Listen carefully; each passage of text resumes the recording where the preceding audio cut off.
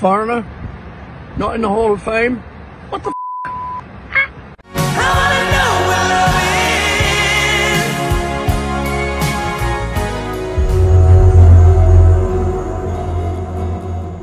Kahit marami ang galit, marami ang kumukwestiyon at laging puno ng kontrobersya, ang Rock and Roll Hall of Fame ay hindi naman maitatangging isa sa pinapangarap ng mga music artist ay ang ma-inducted dito. Bakit nga ba hindi? Ang ma-inducted kasi dito mga idol ay magbibigay sa iyo ng parehas na titulo na mayroon ang mga tulad ng The Beatles, Elvis Presley, Michael Jackson at marami pang iba na itinuturing na pinaka-successful na mga personalidad o banda sa kasaysayan ng musika. Pero syempre, ang makapasok dito ay isang malaking tandang pananong dahil kontrolado lang ito ng iilang tao na magdidesisyon kung ibibigay sa isang music artist ang naturang parangal. Hanggang ngayon nga mga idol ay napakarami pa rin ng mga malalaking banda at mga solo artist na namayagpag naman noong kapanahunan nila at siguradong nakapag-ambag din sa kasaysayan ng rock music. Pero patuloy pa rin nai-snub at hindi mapabilang sa Rock and Roll Hall of Fame tulad na lang ng mga bandang tinalakay natin sa videong ito, ang Styx, REO Speedwagon, Boston at iba pa. Pero isa sa kanila ang maswerteng napasama na ngayong taon ng 2024, ang isa sa mga paborito nating banda, ang Foreigner,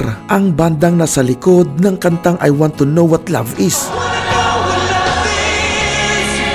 At marami pang iba. Kung gusto mo silang mas makilala mga idol, ay may video na nga tayo ng kanilang banda. Pag-usapan natin sa videong ito kung bakit nga ba karapat-dapat ang Foreigner na mapasali sa Rock and Roll Hall of Fame. Bakit nga ba ngayon lang sila na-inducted kahit eligible na sila ng 2 dekada na ang lumipas? At bakit nga ba sila nakasali ngayong taon? Totoo nga bang may sabotaheng nangyari kaya inabot sila ng ganitong katagal bago na-inducted? Pag-usapan natin lahat yan. Pero bago ang lahat, ay inaanyayahan muna kitang mag-subscribe at i-like na rin ang videong ito bilang suporta sa ating channel. Maraming salamat mga idol!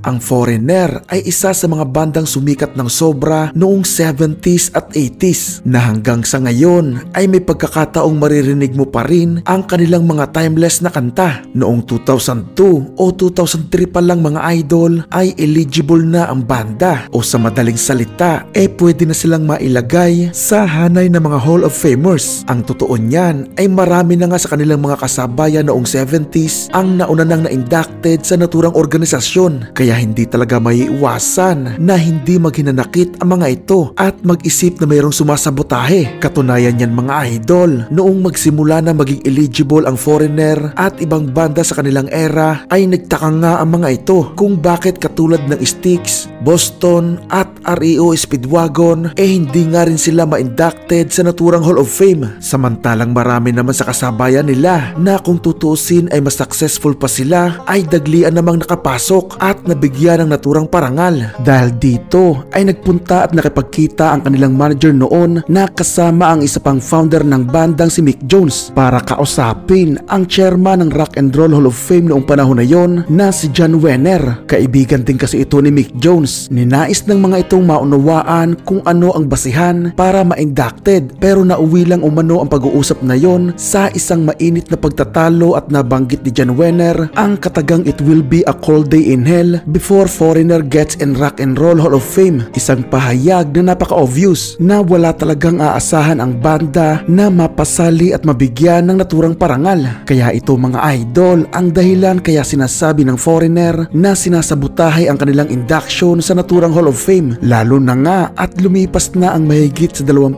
taon mula noong maganap ang pagtatalo na yon. Matatanda ang ganito din ang sitwasyon ng bandang Styx. Dating kaibigan din ni John Wenner ang isang miyembro nito na si James Young. Pero ayon sa bukalista ng mga ito na si Dennis DeYoung tila nagkaroon umano ng hindi pagkakaunawaan sa pagitan ng dalawa. Sa mga hindi nakakaalam mga idol na bukod sa chairman ng Rock and Roll Hall of Fame si John Wenner ay isa rin ito sa founder ng ng Rolling Stone magazine. Sinabi ni Dennis DeYoung na may pangako umano ito dati kay James Young na i-cover ng Rolling Stone magazine ang Styx, pero sa hindi nila malamang dahilan ay hindi yun natuloy. Maaari umano na nagkaroon din ng hindi pagkakaunawaan sa pagitan ng dalawa. Hindi umano niya alam ang ibang detalye, pero yun lang umano ang naiisip niyang dahilan kung bakit hindi sila ma-inducted sa Rock and Roll Hall of Fame, dahil kung pagbabasehan lang umano ay credentials at accomplishments ay sobra pa sa sobra ang pagiging qualified ng banda. Pero isang pangyayari ang maaaring nagpabago ng lahat.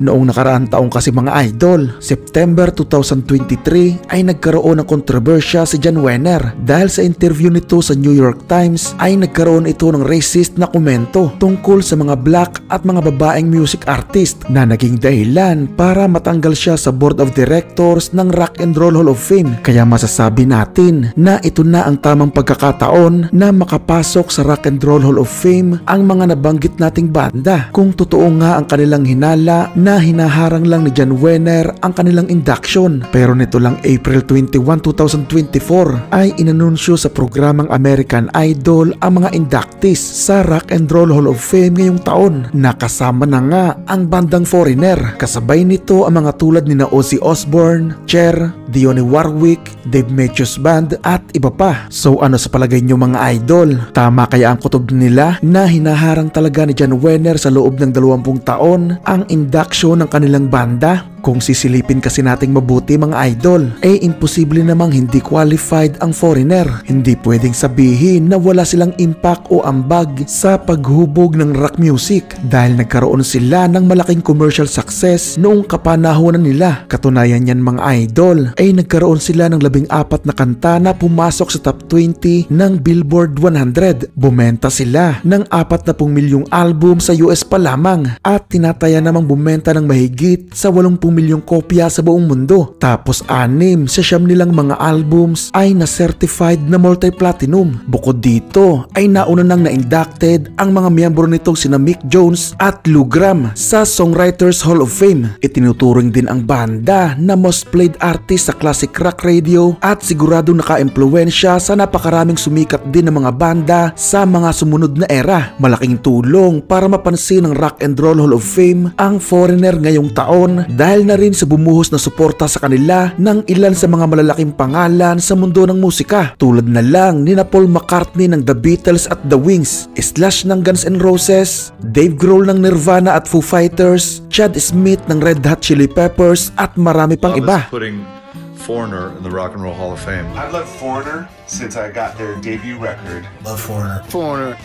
Foreigner should absolutely be in the Rock and Roll Hall of Fame. Masasabi natin mga idol na sobrang hinintay ito ng Foreigner na mapasama sa Rock and Roll Hall of Fame, lalo na ng original na bukalista na si Lou Gramm na agad ay ipinost sa kanyang social media ang napakagandang balita. Matatanda ang umalis si Lou Gramm sa Foreigner noong 1990 pero handa umano itong mag-perform ng 1 o 2 classic na mga kanta sa araw ng kanilang induction ceremony. At dahil nga na halos ang mapasama na lang sa Rock and Roll Hall of Fame ang kukumpleto sa kanyang makulay na karera, ay inanunsyo na rin nito ang kanyang pagre-retiro sa musika ngayong taon. Makakasama niyang ma-inducted sa Rock and Roll Hall of Fame ngayong October 19, 2024 ang classic na line-up ng Foreigner na sina Dennis Elliott, Ed Gagliardi, Al Greenwood, Mick Jones, Ian McDonald at Rick Wills. At least mga idol ay nagkakaroon na ng liwanag o pag-asa na ma-inducted pa rin sa naturang Rock and Roll Hall of Fame ang ilan pa sa mga paborito nating banda tulad ng Styx, REO Speedwagon at Boston. Ikaw idol, meron ka bang banda na hindi pa kasama sa Rock and Roll Hall of Fame? Ilagay mo yan sa comment section.